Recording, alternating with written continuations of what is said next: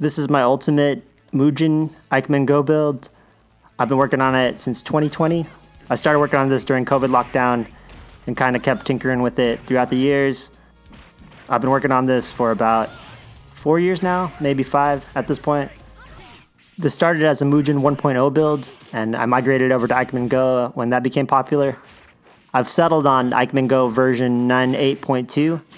I tried to move my build over to the latest versions, but there are some things that didn't display the same way, and I didn't want to start all over. There are some things about the latest IKEMEN that I find cool, and I wanted to incorporate them into my build, but I've kind of found workarounds to kind of make it feel like it's the latest IKEMEN, even though it's not. The latest IKEMEN has 3D stages, which I think look really cool.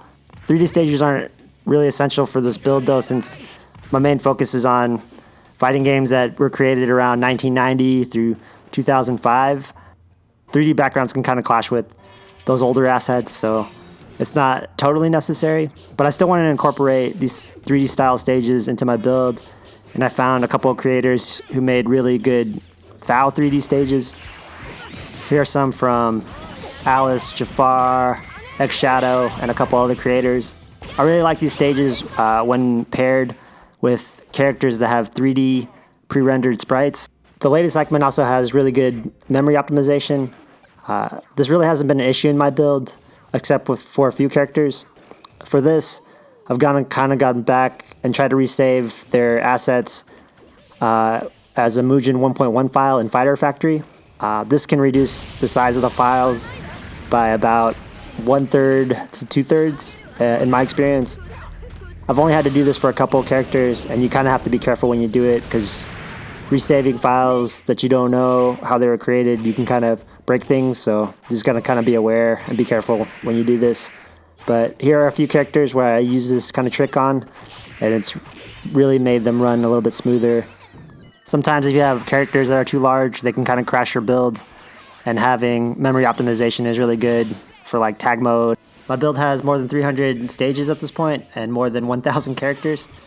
It's pretty unwieldy, so I've been going back through and editing all the stages and all the characters to kind of make them more consistent with each other. A lot of the stages, when you download them, they'll appear a little bit stretched or fat or squished. So I've been going through and editing all the stages one by one to get their proportions correct.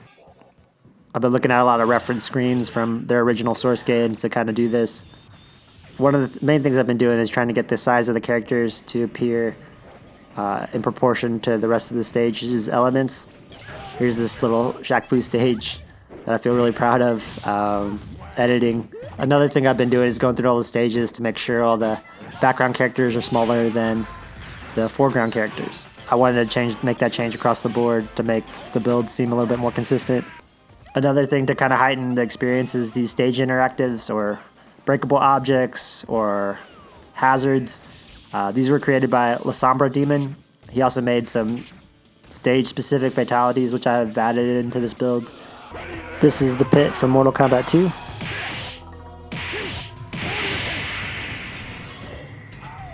And next I'll show you La Sombra Demon's water effects. This effect can be added and modified for any stage, I believe. He also created the Samurai Showdown Judge, which I've been adding to lots of stages as well. A creator named Foobs created this like Slam Masters ropes.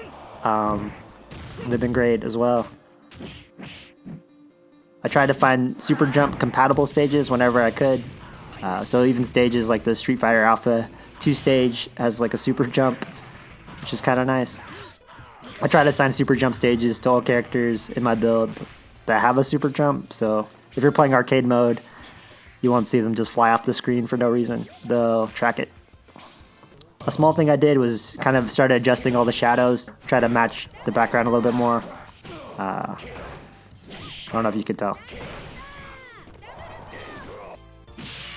I also adjusted the zoom in and zoom out to every stage and the tension and camera movement to kind of try to mimic how they might appear in the arcade. I know they look a little bit different than the real thing, but I kind of wanted to just make something that looked kind of believable.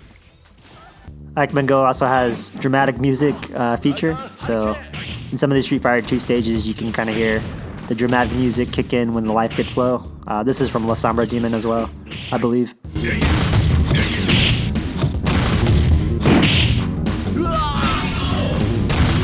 I also wanted to take advantage of IKEMEN Go's stage cycle feature. A lot of fighting games have stages that kind of cycle through day and night or different locations, and using this kind of loop feature, you can kind of simulate that in your build now. And whenever I could or whenever I had time to, I tried to add this in here. I downloaded some from some other creators, or you can kind of just download groups of stages and kind of do this yourself too if you want to.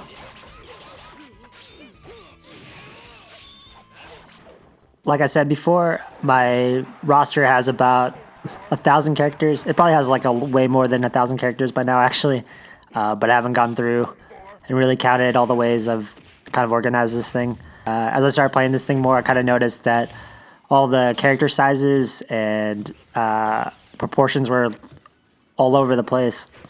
I didn't know this at first, but a lot of these games were created for CRT TVs, so their assets are a little bit stretched. So programmers back in the day kind of made these assets a little bit stretched, knowing that when they would be played through a CRT TV, they'd be squeezed in vertically. There's actually a way to change the size of these characters' proportions using the X and Y axis, and I had to go in on a case-by-case basis and kind of adjust for this manually.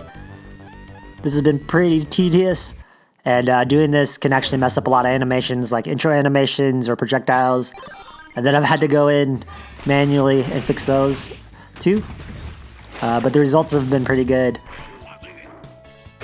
Some of these characters were distorted from 5% to about 40%. Also, the size of these characters in proportion to each other was all over the place, and kind of adjusting for that on the back end has made the build seem a little bit more cohesive. Outside of all these characters that I adjusted from retro games, I've also adjusted original characters as well. Even though these characters were intended to be a little bit fat or stocky, they didn't look right when placed against the new adjusted characters, so I wanted to make them look a little bit more cohesive with the rest of the cast now. Here are some Hyper DBZ characters that I've worked with. The next thing I want to talk about is character-specific AI. A lot of these characters don't come with any prepackaged behaviors, so fighting them is like fighting basically a punching bag. It's not very fun. Luckily, there's some other creators on the internet that will sometimes make AI patches for these characters, and you just have to find them and kind of install them. Some of them are a little bit buggy, but there are workarounds to get around this as well. One of the big challenges I found with AI or documentation on AI is that the community is so international. A lot of the creators that I enjoy are Japanese or French, or they speak Portuguese or Spanish. And at first it was pretty hard to understand how these things are coded or how I could adjust things. Luckily today, Google Translate exists. It's been pretty rewarding going on Google Translate and inputting all this old character documentation and just taking these things apart and re-putting them back together. For instance, this is a character by NRF. This character creator has a lot of Samurai Showdown characters, and a lot of them default to some kind of super difficult to fight joke mode. It's not super intuitive how to turn it off, but with some luck, I kind of just fiddled around with the root files and found some code that looked right, and I was able to turn off the things I didn't like about the characters, set them at a reasonable difficulty, and put them back in my builds. There's about a few ways to set the difficulty for each character. I've been using all of them at some degree on a case-to-case basis again, and then rearranging the order of which they appear in arcade mode. So if you actually play this arcade mode, the difficulty should escalate as you go up the ladder. My arcade mode is 15 fights, 1 bonus round. The boss fight at the end is you fight a canonical boss like Gil or Shao Kahn or Idol or someone of that nature. The screen pack for this build is an old classic MUGEN fighting jam screen pack from J. Morphman. I've updated a few things. I've added a lot of IKEMEN exclusive features like the grading system. I've also added pot style active tag. It's similar to Marvel vs. Capcom Infinite. If you look at my character select screen, you can see these animated stances. I've also added a lot of slots and hidden slots. For instance, if you hover over this Ryu, you can cycle through all the Ryus in my build. Similarly, if you go around to different slots, you could just cycle through all the secret characters that are hidden throughout the build. I want to talk about my basic settings for a little bit. You can't really see it in this video, but I have scan lines enabled, the scan line shader. It kind of gives it more of a retro feel, which was what I was going for. Also, when you play these builds like this with characters from high-res games and low-res games, they look really out of place next to each other. I know they look out of place next to each other anyway, based on the nature of IKEMEN and MUGEN, but I think adding scan lines can kind of help make it feel like these characters are from the same game, even if they aren't. It gives it more of a more cohesive feel. Another thing I did is I noticed that some of the characters I downloaded moved kind of slow, so I bumped up the frame rate from 60 frames per second, which is the default, to 65 frames per second.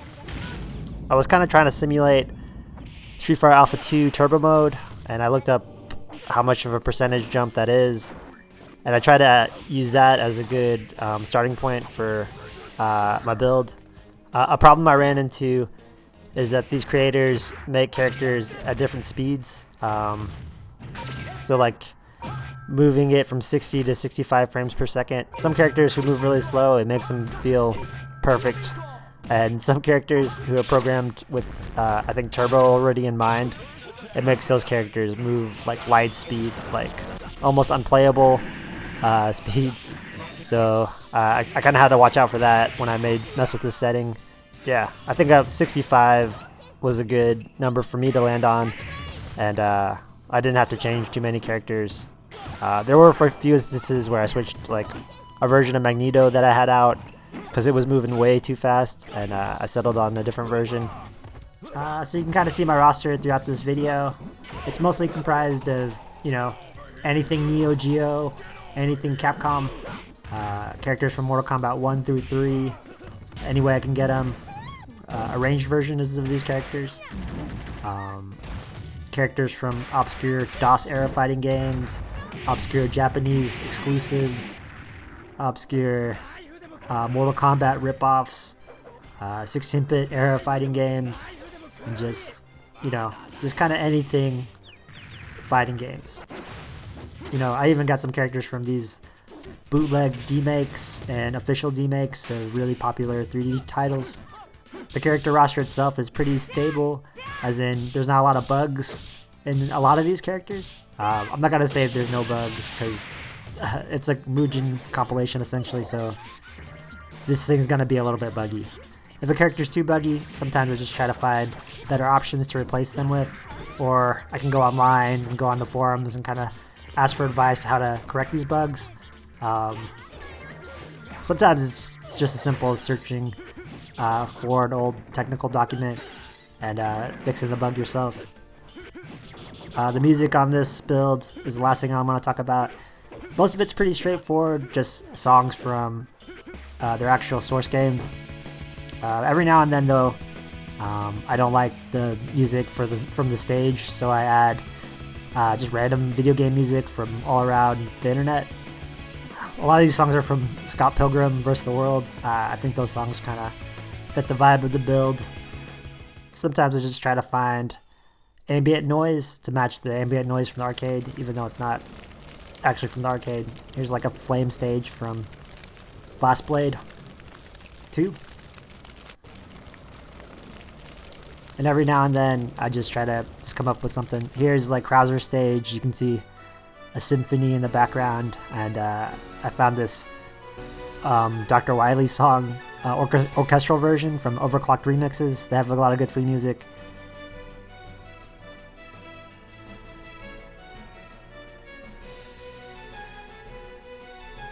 Thanks for watching and listening to me talk about my build. I know I could probably talk about this thing for hours, and yeah, it's cool that I got to share it with you. Shout out to all the cool creators who made stuff over the years. There's so many to name. There's so many in this build, like I didn't even really discuss. But if you get into this, you could probably find a bunch of cool things on the internet and go down all the different kinds of rabbit holes. Again, this is like a personal project. There's been a couple comments asking for a copy, and I don't feel good making this public because I didn't make any of this stuff, so I feel weird about it. But if you're ever in Oklahoma City and you want to play this, maybe I'll put it out at a bar or something, or at a party. Other than that, just have a great day, and thank you for watching.